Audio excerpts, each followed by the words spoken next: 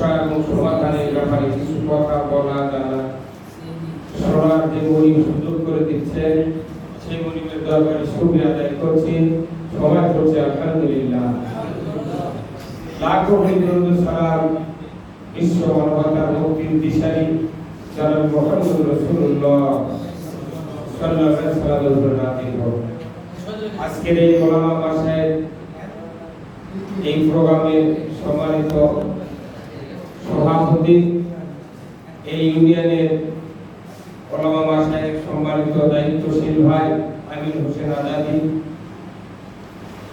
আজকের এই প্রোগ্রামের সম্মানিত প্রধান অতিথি বাংলাদেশ জামাত ইসলামী নন্দীগ্রাম উপজেলা শাখার সম্মানিত আমির, বিশেষ অতিথি সাবেক আমির, সাবেক উপজেলা চেয়ারম্যান ভাই নুরুল ইসলাম মন্ডল, ইউনিয়ন আমির আলহাজ আব্দুল হামিদ ভাই সহ জামাতের নেতৃবৃন্দ, বিভিন্ন মসজিদ থেকে আগত ইমাম সাহেব, সবার প্রতি আবার একবার সালাম, আসসালামু আলাইকুম।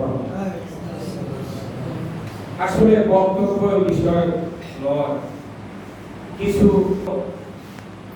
দায়িত্ব আমাদের আছে, এই কথা আমি বলবো। হাদিস কোরআন আমরা সবাই পড়ি। আমরা যে দেশে বাস করি এই দেশটার নাম বাংলাদেশ, আর পৃথিবীর মানচিত্রে লেখা আছে যে দ্বিতীয় বৃহত্তম মুসলিম রাষ্ট্র।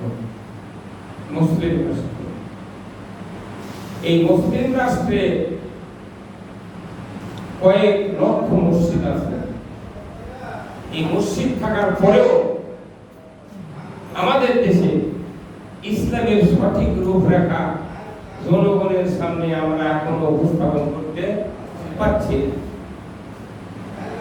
সমাজে দীর্ঘদিন হলে অনিসলামিক প্রচারের জন্য পেপার আছে, তারপরে শিক্ষক আছে, প্রফেসর আছে, তারপরে সমাজপতি আছে, সমাজের বিভিন্ন সর্বস্তরের দায়িত্বশীলেরা সবাই অনিসলামিক ধারক বাহক প্রচারক, কথা ঠিক কিনা? কিন্তু ইসলামের সঠিক রূপ প্রচারের জন্য আমাদের একটাই জায়গা, সেটা হলো মসজিদ, আল্লাহর ঘর। কথা বলেন নাকি? কথা বুঝলে তাহলে ঠিক বলাবেন। আপনার সামনে তরকারি আপনার স্ত্রী পাক করে দিয়েছে, আপনার অন্তরে বলতেছে যে না তরকারি ভালো হবে। যে স্বামী তরকারি ভালো বুঝলো, স্বাদে খালো বেশি, কিন্তু এমনও স্বামী বাংলাদেশে আছে স্ত্রীর সুনাম হবে বিদায় একদিনও প্রশংসা করেনি। এই কথা বলেন না করেনি। আপনি এই যে স্ত্রীর প্রশংসা করলেন না, এর কারণে আপনার ওই স্ত্রী ওই বাড়িতে আপনার আনুগত্য করে, কিন্তু মনের ভিতর শান্তি নেই।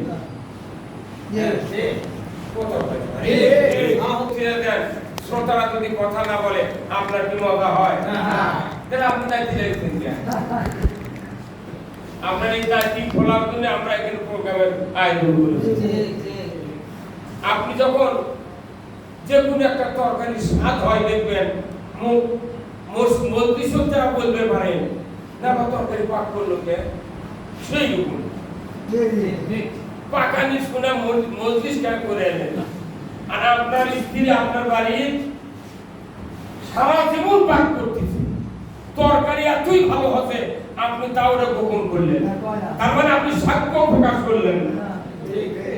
এই সাক্ষ্য হলো দুই প্রকার, একটা মৌখিক আর একটা কার্যের দ্বারা, বাস্তব জীবনে। আমরা তারা ইমাম আছি, আমি কিছু কথা বলবো, মন খারাপ করবেন না তো? আমি মন খারাপের কথা বলি না, আসলে যেটা দরকার সেটাই বলা দরকার।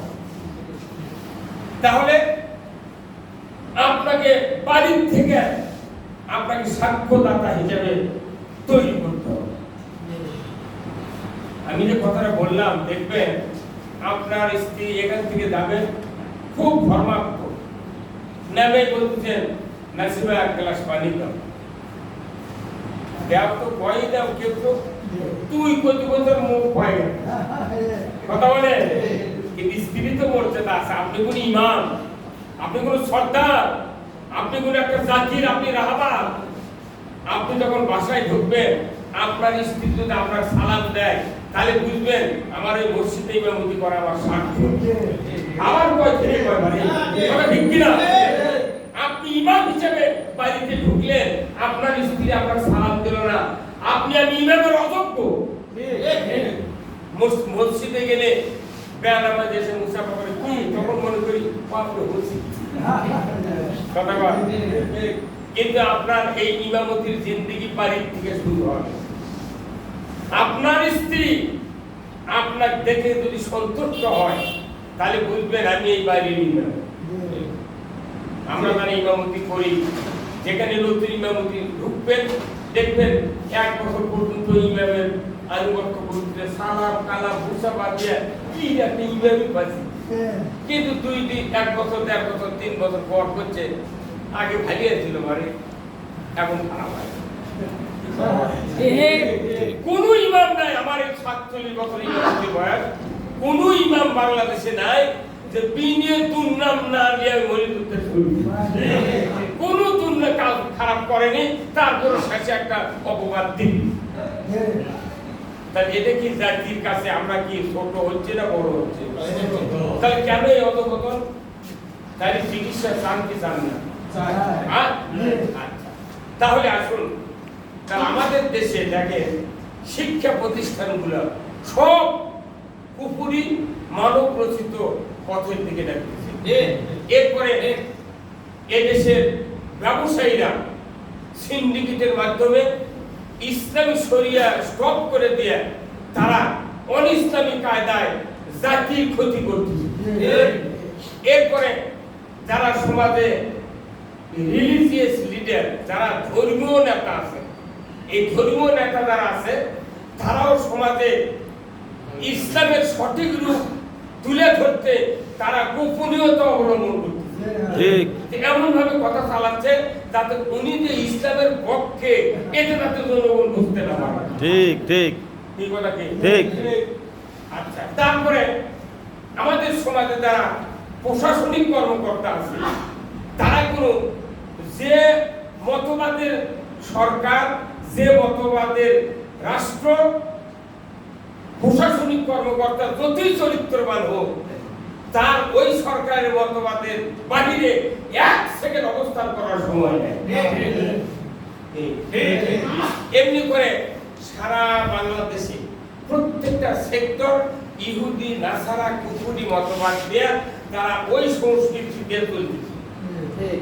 এখন এই সংস্কৃতি চলার কারণে আমরা যারা ইসলাম বিজয় চাইছি আমাদের কোনো তেমন পেপার পত্রিকা কোনো নাই আছে কোন দেব ছাড়া কোনো পেপার 150 200 300 বছরের কোনো পেপার চালু করে রাখছে যে ইমাম সমিতির থেকে একটা পেপার চালু আছে নাই। তাহলে আমার আল্লাহ বলছেন কোরআনের পেপার, কোরআনের প্রচার কার্য করবে কারা? যারা আলিম। আর আলিম হলি হবে না, যারা ইমাম তারা এই প্রচারের দায়িত্ব পালন করবে। আলিম তো বহু আছে কিন্তু প্রচারের কাজে কিন্তু আপনার কাছে দায়িত্ব দেওয়া হয়েছে। কারণ কি, একটা মসজিদে যদি যান শুক্রবার কোন মাইকিং করা লাগে, একটা কোয়ালিটির মেলা হচ্ছে 140 টাকা কেজি বিক্রি হবে, একটা নতুন একটা মোড় জব হবে তরু চাঁদা, তাই মাইকিং হচ্ছে। কিন্তু শুক্রবারে যে মসজিদের দুমার নামাজ একদিন কোন মাইকিং করা লাগে, ইমামের কিছু খরচ হয়, কিচ্ছু হয় না। আপনি যাওয়ার আগে 3-4 লোক বসে আছে, আবার আপনি যখন বক্তৃতা শুরু করবেন একবার 5 লাইন জাম।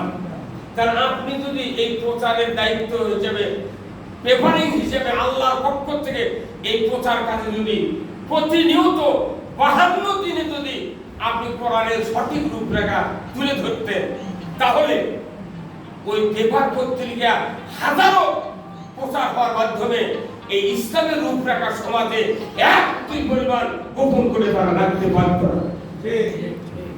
কিন্তু আমরা তো মসজিদে প্রচার করতে ব্যর্থ। আপনি তো একটা মুখপাত্র, মসজিদে আপনি গেলেন, যেটা আরবিতে পড়তেছেন এটাই বাংলাতে এখনো বুঝেননি। আর আমরা জামাত ইসলামী যারা করি তারা ময়দানে বক্তৃতা দিচ্ছি, আপনার মুক্তাদি ওই সবার বসে থেকে মনে মনে বুঝতে কেন এক আনা ওদেরকে খালি রাজনীতি করার জন্য আপনার মসজিদের মুক্তায় ওই সবার গেছে আর আমরা জামাত ইসলামের বক্তারা বক্তৃতা করেছি আপনার পিছনে নামাজ পড়েছে 10 বছর হলে এই রাস্তায় যায় মসজিদ ওই সবার ধারে বসতে খুশু খুশু করছে খালি ওই জামাতের বক্তৃতার জন্য এগিয়ে এসেছি কথা বলে পারে তাহলে লোক তৈরির কারখানা হলো মসজিদ এখন জামাত ইসলামী দ্বারা আমরা করি একই দল তো সব জায়গাতে দাওয়াতি কাজ করা লাগছে কিন্তু এটা তো সিস্টেম না আমরা জানি যে এই দেশে ভাটা চলে না ভাটা ইটার ভাটা দেখবেন একজনকে দায়িত্ব দিতে তুমি মাটি খালি ট্রাক দিলে সে ঢেলে দেবে আর ভেকু আলার পাশে তুমি মাটি কাটিয়ে দিকে মাখাবে ওই মেশিনের হলারের মধ্যে দেবে তাহলে একজন মাটি বলো একজন মাটিকে একটা হলার দিল ওটি আবার মেশিন দিয়ে হলার ঘুরে মাটি মাটিয়ে রেডি করলো আর একজন ওই প্রভাতে দেয় ওই ওই টলি দিয়ে মাটি লাইনে ঢেলে ফেলছে আর তারা ইট কাটবি ওরা আবার বসে গেছে ফজরের পর থেকে ওরা ইট কাটছে ইট কাটে থুলো এই ইট আবার যখন একটু শক্ত হলো শুকানোর জন্য আর এক লেবার নিয়ে না খুব খুব করে সাজালো ইরোদ দিয়ে শুকালো আর এক গ্রুপ ওটা বয়ালে ফাটা সাজালো আর এক গ্রুপ চতুর্দিকে মাটি দিয়ে ল্যাপ দিল উপরে রাবিশ দিল আর এক গ্রুপ এসে আগুন দিল কয়লা দিল কথা বলে পারি তারপরে ইটা পড়লো আপনি বলেন যে আমরা বাংলাদেশে যতগুলো মানুষ আছি ইমানদার আছি জামাত ইসলামের লোকজন এই মাটি ওয়ার্কতে শুরু করে একের ওই হাতার ইটা পড়া পর্যন্ত যা দরকার ভোট আমাকে করা লেগেছে যার কারণে সব জায়গাতে আমরা মার খাচ্ছি ঠিক কেউ যদি আলে বলাবাদ কেউ মাটি ওয়ার্ক কাজ করতো কেউ মাকানের কাজ করতো কেউ জায়গাটার কাজ করতো তাহলে আমাকে এত পেরেশানি হতো তা আমরা বাংলাদেশ জামাত ইসলামী ইমাম মুয়াজ্জিন ওলামা মাশায়েখ বিভাগের দায়িত্ব হলো যে সবচেয়ে গুরুত্বপূর্ণ জায়গা হলো আপনার এই মসজিদ এই মসজিদে যদি আপনি লোক তৈরি করতে পারেন তাহলে আমাদের সংগঠন আমাদের আন্দোলন আমাদের একামতের দিনের কাজ করতে কোনো দুঃখ যন্ত্রণা হবে না এই কিছুক্ষণ আগে আমার ভাই সাধারণ ভাই গেছে নাকি কোথায় গেল আপনি ওখানে উঠে গেছেন আপনার জায়গায় যে আপনি আপনার খেয়াল লাগবেন আপনি